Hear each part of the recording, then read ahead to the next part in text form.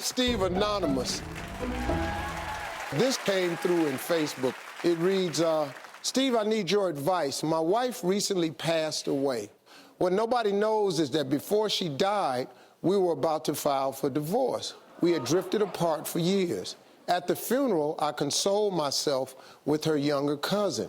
I've always found her attractive, but this time I felt a strong connection. Steve, I really want to ask her out, but I don't know how. It's only been a couple of weeks, but I can't stop thinking about her. How should I handle this? The hell are you talking about?